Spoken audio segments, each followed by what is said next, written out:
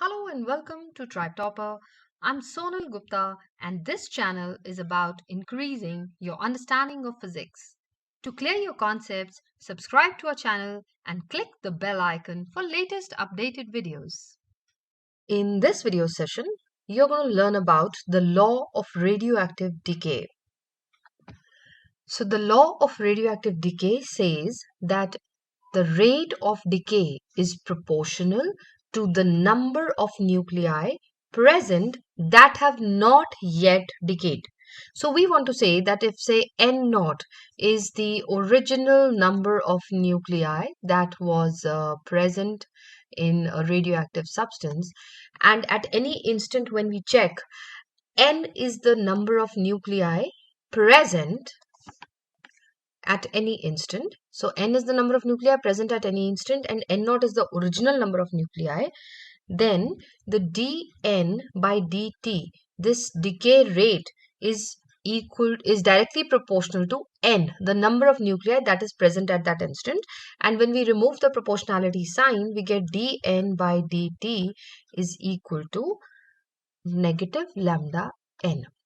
So lambda is the constant of proportionality, and this is known by the name of decay constant. And negative sign just indicates that it's a rate of decay. So the number is decreasing with time, therefore the negative sign, right? Now this equation of the radioactive decay can further be solved and we get a final equation for the radioactive decay constant in terms of the original number of nuclei also.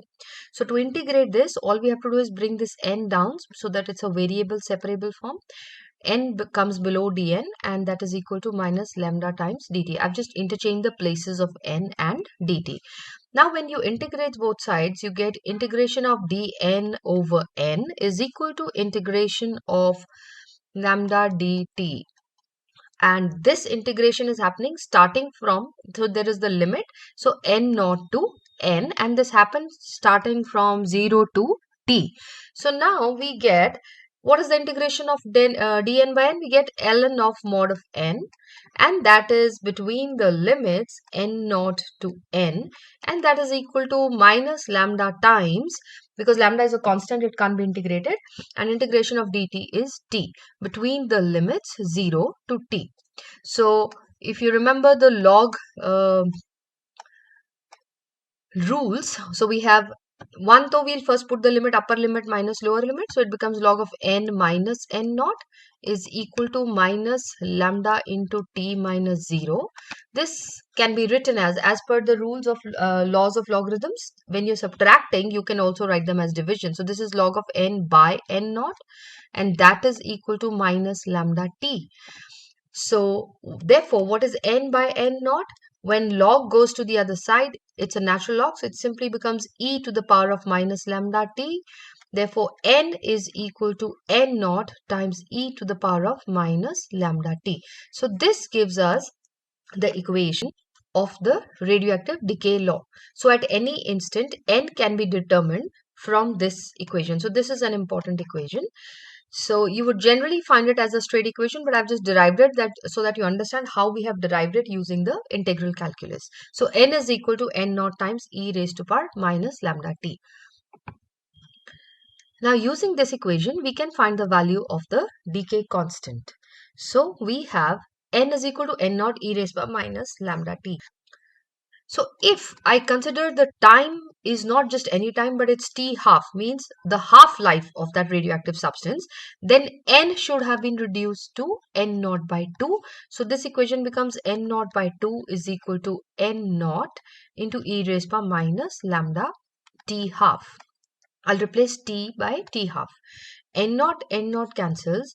This equation becomes 1 by 2 is equal to, since the power is negative, I can also write it as 1 upon e raised power lambda t half. Now just cross multiply, this goes up here, this goes up here. So you get e raised power lambda t half is equal to 2. Therefore, lambda t half is equal to ln of 2. So when we take log to the other side, it becomes the exponent. Now I'm taking exponent to the other side, it becomes ln of 2. So lambda t half is equal to ln of 2, and the value of ln of 2 is 0.693. Therefore, lambda t half is equal to 0.693. Thus, the lambda, the decay constant, is equal to 0.693 upon the half-life. If you know the half-life period, you can easily find out the decay constant for that particular radioactive substance. So you can apply this formula directly when they ask you to find the half-life period or decay constant. If decay constant is given, you can find the half-life. If the half-life is given, you can find the decay constant. So that's all in this video session. Thank you for watching.